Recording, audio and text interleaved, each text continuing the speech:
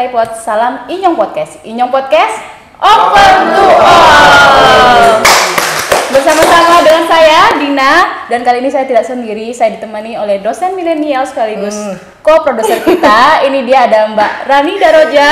Halo Mbak Rani, gimana kabarnya? Alhamdulillah sehat. Alhamdulillah. Nemenin Mbak Dina karena Mbak Dina nggak berani sendiri ya. Bahaya. Baik, Sobat iPod, kali ini di tengah-tengah kita sudah hadir pakarnya UT Purwokerto, Kepala UPBJJ kita dari UPBJJ UT Purwokerto dengan Dr. Adi Suryanto MPD. Selamat siang Bapak. Selamat pagi. Oh, selamat pagi menjelang siang ya Pak. Bagaimana kabarnya Pak? Ya, alhamdulillah sehat. Alhamdulillah. Baik. Lagi sibuk apa nih Pak di UPBJJ? Legalisir. Legalisir. Tanda tangan ya Pak ya. Tanda tangan banyak banget. Lagi rame ya Pak. Betul. Kali ini kita akan bertanya-tanya dengan pertanyaan yang ringan aja Pak. Pertanyaan cukup dengan menjawab pernah atau tidak pernah. Oke, mudah banget. Nah, mudah di situ Pak, tapi ada tulisannya nih Pak. Nanti setelah menjawab pernah dan tidak pernah, kemudian memberikan uraian kenapa memilih pernah dan tidak pernah. Oke. Baik, kita mulai ya Pak ya? Boleh. Oke. Pertanyaan pertama, Pak Adi. Pernah nggak pernah Pak Adi ditanya, UT itu negeri atau swasta sih Pak? Sering. Pernah nggak pernah Pak? Oh, pernah nggak pernah? Iya. Pernah ya Pak. Jadi Pernah. sering ya. Sering banget. Ada ini nggak Pak? Apa pengalaman seperti apa? Mungkin Pak bisa dijelaskan? Gini, itu terjadi pada saat saya salah satunya talkshow di Banyumas TV. Yang nanya itu bukan orang jauh, yang nanya orang Purwokerto. Jadi saya sebenarnya mau nangis gitu ya. Nangis. Orang Purwokerto nggak ngerti tentang UT itu kan. Saya nggak habis pikir gitu ya. Kalau orang jauh di sana gitu, saya masih bisa memaklumi ya. Ini orang kota Purwokerto ya, nggak ngerti tentang UT ya. Bahkan pertanyaan berikutnya itu muncul, Pak, UT itu unsut ya. Nah, itu masuk ke pertanyaan berikutnya Pak. Ada sambungannya itu, UT itu unsur. Gitu ya. Ini duluan nih kayaknya. Iya, sampai ke situ artinya ya menurut saya memang UT yang harus berbenah. Lahir berapa tahun kita lahir ya? 37 tahun 37 sudah Pak. tahun, mau 38. Mau 38. Ya, masih banyak warga masyarakat yang belum paham tentang UT gitu. Jadi menurut saya ini ironi banget. Jadi UT itu negeri ya Pak ya? Ya, UT itu adalah Negeri. perguruan tinggi negeri yang ke 45 kalau mau dihitung gitu ya. Ya, karena waktu itu kan didirikannya pada tanggal 4 September 1984. Gitu. Baik, begitu Sobat iPod jelas ya kalau UT itu adalah Universitas Negeri. Oke, kita masuk pertanyaan selanjutnya. Oke. Gimana Pak? Siap ya Pak? Oke. Pernah nggak Pak Adi dapat WA atau telepon dari mahasiswa tengah malam atau dini hari Pak? Tidak. Enggak pernah. Kenapa? Enggak, kalau tengah malam dinyari enggak. Enggak pernah ya Pak ya? Kalau WA dari teman-teman malah iya. Habis kan suka teman-teman itu kalau WA ya sesempatnya, misalnya kayak Ovi itu kalau WA bisa jam 9 ya. Ya untungnya kan HP saya nggak mati ya. Jadi ya kalau saya belum tidur ya saya respon. Tapi kalau mahasiswa ya? tidak. Oh gitu. Tapi Pak Adi tetap menerima ini ya Pak, WA atau telepon dari mahasiswa yang ingin bertanya seputar UT Pak? Oh pasti. Oh pasti ya Pak ya. Kecuali begini, kalau jawab IG melalui IG iya, itu Gitu bisa ya. jam 12 juga kalau lagi nggak bisa tidur ya buka dijawab gitu. Tapi kalau WA pribadi gitu ya, itu sih Jarang ya Pak ya? nggak pernah. Nggak pernah ya Pak? Ya. Kalah sama saya Pak. Baik, berarti Sobat iPod jangan khawatir, yang mau menghubungi Pak Adi terbuka ya Pak ya? Terbuka. Jangan-jangan nih ada sobat iPod yang DM Instagram yang jawab Pak Adi langsung. Bisa Oh, jadi. bisa jadi. Bisa jadi. Bisa betul. jadi kayak gitu. Kodenya tuh ya, bisa ada Iya. titik-titiknya Pak. Kan saya suka nggak tega kalau lihat ada pertanyaan sampai 20 sekian ini kok nggak dijawab-jawab. Ini petugasnya ngapain ya? Nah gitu. Sudah benar Pak. Iya. Jadi kalau mahasiswa UT pengen nanya kan sebenarnya bisa lewat Boleh. banyak media sosial ya Mbak ya. Ya. Kita punya WA UPBJJ, bisa juga lewat Instagram dan juga Facebook. Dan ke staff kos biasanya juga gitu Pak. Kalau saya mah sering Pak dapat WA tengah malam, apalagi kalau musim-musimnya TMK THE itu Pak, mahasiswa nggak bisa upload, telepon berkali-kali. Jadi kadang-kadang saya bisa nggak tidur nunggu sampai batas akhir waktu unggah THE maupun TMK. Oke, bagus lah. Ya, jadi Itu namanya layanan prima. Ya, oke. layanan prima kita juga ya, kita ada Instagram di UPBJJ UT Purwokerto, YouTube kita Universitas Terbuka Purwokerto, kemudian ada Facebook UPBJJ UT Purwokerto, call center kita di 0856 0-nya 4 kali 5722. Luar biasa Sangat ya. Baik, kita lanjut ke pertanyaan berikutnya ya. Ya. Pernah nggak Pak Adi nggak mudik ke Jogja lebih dari 2 minggu Pak? Tidak pernah. Udah pernah ya Pak ya? Tidak pernah. Oh, kalau Pak Adi asli Jogja ya Pak ya? Ya. Asli Jogja, terus pernah ditempatkan di beberapa UPBJJ dan juga lama di pusat ya Pak ya? Gini, kalau asli Jogja itu sebenarnya enggak juga ya. Iya. Jadi susah jawabnya sih. Lahir saya di Jogja. Kenapa saya lahir di Jogja? Ibu saya yang asli Jogja. Biasa kan kalau ibu-ibu pertama, hamil pertama gitu, pengennya kan deket dengan orang tua. Karena bapak ibu saya itu tugasnya sebagai guru SD. Bapak ibu saya itu guru SD. Tugasnya di daerah Jepara sana, di Jepara di lereng Gunung Muria. Jauh ya Pak? Ya, nah kemudian pas hamil pertama ingin sudah mau melahirkan, nah baliklah ibu saya ini ke Jogja. Jadi saya lahirnya di Jogja. Ya, di Rumah Sakit Panti Rapih. Nah, setelah itu ya setelah mungkin sudah sekitar 3 bulan kali ya, 3-4 bulan gitulah dibawa balik lagi ke Jepara. Gitu, jadi susah kan saya lahirnya numpang lahir di Jogja tapi bisanya di Jogja gitu loh. Tapi tinggalnya sekarang di Jogja ya tinggal Pak di ya? Jogja. Berarti Ya. selalu mudik ya Pak? Harus. Kenapa? Sayang istri Pak ya? Kangen keluarga. Nanti kalau Takut istri nih Pak.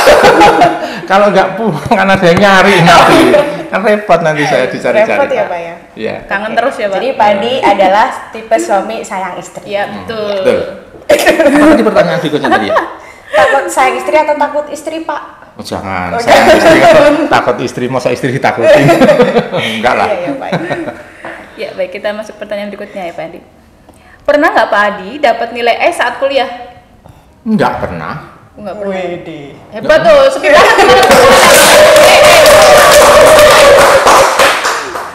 Kalau di UT sendiri Pak, bagaimana menyikapi untuk mahasiswa yang dapat nilai E sendiri gitu Pak? Nah, kan nilai E itu ada beberapa sebab ya. Ya. Yang pertama, kalau mahasiswa melakukan pelanggaran tata tertib ujian pasti E. Yang kedua, ya kalau memang nggak menguasai bahan. Ya kalau di UT itu kan nggak ada ceritanya, nggak belajar bisa lulus kan nggak ada. Ya toh, kalau mau pengen lulus di UT ya belajar. Maksudnya belajar. Dan Anda akan dijamin dapat A kalau Anda menguasai modul itu dengan baik. Ya, karena apa? Karena semua materi yang nanti keluar dalam ujian, di soal-soal dalam ujian itu, semuanya diambilnya dari modul itu. Jadi sepanjang Anda menguasai modul itu, tidak ada yang bisa membuat nilai Anda menjadi E. Ya, terus. Saya senang sama Mbak Dina, misalnya, ya. Misalnya Pak. Ya misalnya, tenanan kan repot. Ya, saya senang sama Mbak Dina. Mbak Dina ternyata dalam ujiannya itu jelek. Ya, dinilai dibuat grade-nya itu E. Kemudian saya akan berusaha membuat jadi A, nggak bisa. Nggak bisa ya Pak ya. Sebaliknya saya benci banget sama Takut Mbak Rani, gitu ya. Mbak Misalkan Rani. ya Pak ini Pak. Misalkan. Misal aja. Ya, nilai ujiannya bagus, ya di grade itu A. Karena saya benci, ingin saya buat jadi E, nggak bisa. bisa Kalau ya, di Pak? UT nggak bisa. bisa ya, Pak. Ya, Berarti, jadi kalau di UT itu gini, tidak ada namanya nilai kasih sayang gitu, nggak ada. Jadi semua nilai di UT itu benar-benar Real ya Pak ya? Nah, real, menunjukkan itulah kompetensi Anda. Ya, berarti kalau mitos kuliah di UT itu nilainya susah, ya itu Enggak mitos. juga. Nggak juga ya. Ada Enggak kan juga, Pak? ada banyak yang bicara UT itu ujian terus. Oh iya, Gitu UT kan? ujian terus. Iya, gitu. Singkatan Ada. ya, betul. Ya, tapi kan sebenarnya itu tidak akan terjadi kalau mahasiswanya itu ya serius belajar. Ya, kalau zaman dulu memang bisa jadi ya nyari nilai bagus di UT itu agak susah. Karena apa? Karena pada saat itu kan belum ada kebijakan-kebijakan yang seperti sekarang dilaksanakan. Ya, misalnya hasil penelitian itu kan menunjukkan bahwa sebenarnya kesulitan mahasiswa kuliah di UT itu karena apa? Karena kemandirian dalam belajarnya yang belum bagus. Nah, karena ada hasil penelitian seperti itu, maka kemudian pimpinan mengambil kebijakan. Oh, kalau gitu ya harus kita dandanin ini. Ya, harus kita tingkatkan kemandirian mahasiswa dalam belajar. Caranya bagaimana? Cara yang sekarang kita tempuh adalah kita dengan memberikan pelatihan, ya, PKBJJ, ya, pelatihan keterampilan belajar jarak jauh. Salah satunya yang diajari adalah bagaimana agar kemandirian Anda dalam belajar itu naik. Nah, itu sekarang hasilnya bisa kelihatan. Coba nanti Mbak Dina silahkan set di data nilai mahasiswa UT, nyari mahasiswa dengan IPK 3,5 itu sekarang banyak, banyak pakai banget, gitu. Ya, berarti banyak pembenahan juga dari UT ya Pak ya untuk. Oh iya, saya kira memang banyak banget apa yang dilakukan oleh UT, paling tidak sejak 2015 ke sini lah ya. Benar, Pak. Ya, banyak banget. Saya juga merasakannya sih Pak. Ya, jadi sobat UT jangan khawatir. Tidak, kalau tidak ingin mendapat nilai E, yang penting menguasai modul ya. Belajar. Baik, pertanyaan berikutnya ya Pak. Pak Adi, pernah nggak pernah Pak Adi kehabisan kuota internet Pak? Pernah. Oh pernah. Pernah. Kalau internet kuota itu penting ya Pak untuk mahasiswa sendiri gitu Pak?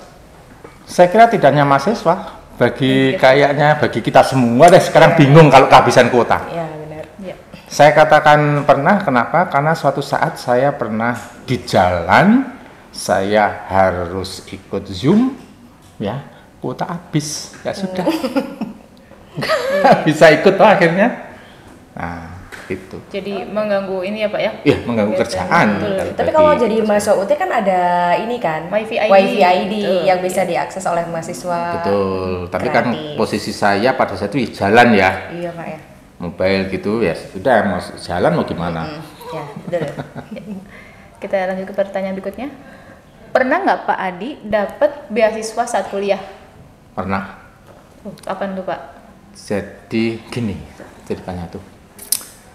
Saya itu waktu SMA kelas 3 ya. Saya nggak sombong sih, saya sekolah SMA itu ranking 1 sampai 10 mah tetap ya. Masuk terus ya Pak? Cuma begitu mau lulus SMA itu saya berpikir teman-teman saya itu ternyata yang 10 besar itu hampir sebagian besar daftarnya ke IPB. Ke IPB. Bandung ya Pak? IPB. Bogor. Oh Bogor. Asli, ITB. Bandung. Ya, Bogor. Dan diterima. Bagian besar diterima. Mungkin kalau saya daftar diterima juga kali. Ya. Kenapa saya nggak daftar? Pertanyaan gitu ya. Kenapa saya nggak daftar? Itu karena begini, ternyata kan bapak saya itu guru SD, ibu saya guru SD. Zaman dulu itu namanya guru SD. Gajinya 2 orang sebulan itu dimakan 2 minggu ya habis. Jadi saya mikir kalau saya kuliah di IPB siapa yang bayarin? Adik saya 3. Saya anak pertama. Nah, dari situ saya mikirnya saya harus kuliah tapi yang bisa sambil kerja nanti kuliahnya gitu. Akhirnya terpikir oleh saya, mungkin paling bisa saya kuliahnya jangan di IPB tapi di IKIP waktu itu ya. Sekarang Fakultas Keguruan, FKIP Jogja gitu ya. Pak, ya? Saya di IKIP Jogja. Nah, saya mikirnya itu ya, jadi dan itu saya buktikan. Saya semester 3 di IKIP itu saya udah nyambi kerja, udah kerja kesana kemari, ya lumayan dapat dikit-dikit. Nah, saya mulai dapat beasiswa itu nilai yang saya gunakan adalah nilai semester 3, nilai semester 4. Kenapa kok nggak nilai semester 1 dan 2? Karena nggak niat waktu itu saya sekolahnya. Pengen milihnya IKIP tapi sebenarnya nggak niat sekolahnya. IP saya masih ingat, IP saya semester 1 itu 2,5. IP semester 2 2,0. IP semester 3 setelah niat. Nah, baru setelah niat, nah, saya mikirnya gini lah, ini kalau saya kuliah caranya begini kan gimana saya bisa dapat kerjaan yang baik. Akhirnya begitu mulai semester 3 saya niatkan belajar gitu. Ya alhamdulillah IP-nya saya di atas 3. Gitu. Semester 4, mas setelah itulah nggak pernah di atas di bawah 2 lah ya. Bawah 2 sampai di bawah 3 gitu. Ya nggak pernah. Jadi nilai itu yang saya pakai dapat beasiswa. Kalau di UT juga banyak ya Pak ya beasiswa banyak buat lah. mahasiswa. Iya, kesempatan untuk dapat beasiswa kan banyak. Di UT besar ya Pak ya? Iya. Ada apa aja sih Pak beasiswanya? Kalau Anda dari keluarga tidak mampu, ada KIPK. Kalau Anda nggak mampu juga, samping KIPK ada juga CSR. Ya, CSR. Kalau Anda pinter, ada PPA. Ya. Kalau Anda tinggal di kabupaten yang kabupatennya concern dengan pendidikan, bisa dapat uang bantuan kuliah. Jadi banyak. Banyak ini cara ya Pak ya, banyak terbuka untuk beasiswa di UT sendiri ya. Yang penting punya motivasi ya Pak ya. Dan belajar. tentunya. Pengen beasiswa tapi nggak pinter susah juga. Betul. Yang KIPK pun kan karena peminatnya banyak, kuotanya terbatas, maka yang nggak pinter tapi miskin ya nggak dapat. Yang dapat kan yang pinter tapi miskin. Iya benar. Ya, termasuk yang kemarin terakhir ada beasiswa ini ya Pak ya, SNMPTN. Ya, semester ini UT Purwokerto dapat 50 mahasiswa yang diberi beasiswa oleh UT dari semester 1 sampai semester 8 sampai lulus diberi beasiswa oleh UT. Jadi gratis ya Pak Gratis, ya? sekolah gratis, TIS, dah gak bayar. Dan itu untuk siswa SMA yang lulus sekarang. di tahun ini ya Pak Tahun ya? ini, Iya, jadi kan memang banyak sekali orang yang menganggap kalau kuliah di UT itu kampus orang tua tuh Pak. Padahal enggak juga ya Pak ya? Ya nggak salah juga sih. Ya nggak salah juga karena mereka kan mempunyai persepsi seperti itu kan ngelihat sejarah, gitu ya. Nah memang kalau kita sejarahnya pada sekitar tahun 2000-an lah ya. Waktu itu mahasiswa UT itu hampir mencapai 600.000. Memang sebagian besar ya guru-guru. Karena kan dulu ada kebijakan guru-guru yang dulu ijazahnya SPG dinaikkan dari SPG ke D2 dinaikkan ke S1 gitu kan. Iya. Nah, ada syarat dari pemerintah, Anda harus menaikkan kualifikasi ijazah, tapi Anda nggak boleh meninggalkan sekolah. Lah mau kuliah kemana kalau nggak ke UT gitu. Akhirnya berduyun-duyun lah pada saat itu Bapak Ibu guru yang notabene sudah bapak-bapak ibu-ibu udah tua-tua tadi itu kuliahnya di UT semuanya. Maka ya nggak salah kalau ada persepsi seperti itu. Tapi kalau kita lihat fakta sekarang, nggak usah jauh-jauh, Purwokerto saja. Purwokerto itu semester lalu kan 12.000 yang bayar ya, yang aktif bayar. Itu 65% usianya itu sampai dengan umur 25 tahun. 65%. Itu masih anak-anak kan? Iya, jadi kalau sekarang banyak anak-anak milenial nih yang juga jadi mahasiswa UT ya Pak ya. Betul. Baik, kita pertanyaan selanjutnya. Pernah nggak pernah Pak Adi menjabat di UPPJ luar Jawa Pak? Tidak pernah. Saya pernah ditawarin oleh Bu Rektor waktu itu Bu Tian yang jabat. Saya diminta ke Medan menggantikan almarhum Pak Amril Latif. Ya, saya dengan berat hati saya sampaikan mohon maaf, saya tidak bisa karena keluarga saya di Jogja, saya harus meninggalkan keluarga jauh-jauh, nanti nggak sayang istri, ya. Kan gitu. Jadi Pak, ya. dengan terpaksa saya menolak tawaran itu. Iya, jadi lebih sayang istri ya Pak. Iyalah, lebih sayang istri daripada harus pergi jauh. Iya, berarti kalau UT sendiri kan memang ada banyak UPPJJ ya Pak ya, yang tersebar di seluruh wilayah Indonesia ya Pak, termasuk ada yang di Purwokerto. Kalau di Purwokerto ada berapa wilayah sih Pak di wilayah Purwokerto itu? Di Purwokerto kan ada 8 ya, 8 kota kabupaten, mulai dari Cilacap, Kabupaten Cilacap, Kabupaten Kebumen, kemudian Purbalingga, Banjarnegara, Tegal ada 2 toh? Iya, ada kota Tegal dan Kabupaten Tegal dan Cilacap. Dan Cilacap ya Pak. Jadi mungkin buat sahabat iPod yang lagi nonton sekarang yang ada di 8 wilayah kabupaten kota atau yang terdekat dengan Purwokerto juga boleh ya Pak, boleh. daftar ke Purwokerto Ya, kayak tidak harus Wonosobo. 8 kota itu. Sekarang kan dengan era seperti ini ya yang bisa online full dari awal sampai akhir ya mahasiswa dari mana-mana pun boleh. Aja ya, Pak, ya. Bahkan mahasiswa Purwokerto kita itu kan ada yang dari luar negeri, ada yang dari Taiwan, ada yang dari Jepang. Itu mahasiswa Purwokerto, nggak masalah juga. Iya. Ya. Baik, ini pertanyaan terakhir ya Pak. Pernah nggak pernah Pak Adi nyesel jadi bagian dari Universitas Tempuran? Hati-hati nih Pak jamnya nih Pak. Enggak lah, masa nyesel. Kalau saya terus terang saya menikmati pekerjaan di UT itu. Ya saking menikmatinya pekerjaan di UT sampai lupa ngurus pangkat. Gitu. Betul. Saya sampai sekarang nggak ngurus pangkat. Saya naik pangkat pertama terakhir itu tahun 2020. Tahun 2002. Udah lama banget belum Ya, lulus lagi. berapa tahun tuh? 20 tahun ya? 20 tahun nggak naik pangkat.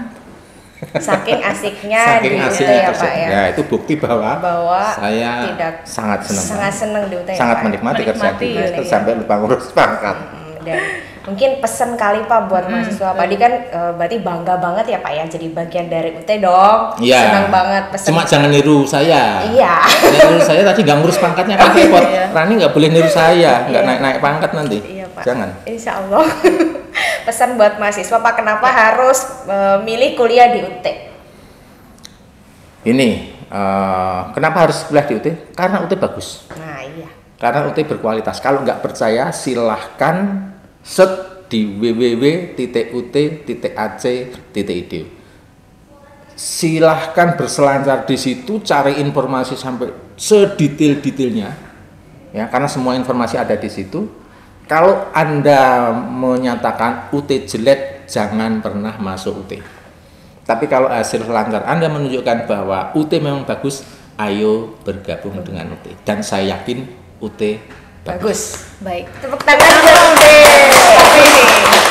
Ya, pertanyaan saya ternyata sudah habis Pak Adi. Saya masih bisa jawab. Oh, masih saya. bisa Pak. Besok lagi Iya. Pak. Segmen selanjutnya kayaknya perlu nambah sih Iya, bareng Pak Adi bisa, lagi. iya. Ya. kan? Terima kasih Pak Adi atas Oke. waktunya, informasinya sangat bermanfaat. Sekali lagi kita ucapkan terima kasih dan agak rame dong nih mana suaranya teman-teman sobat iPod.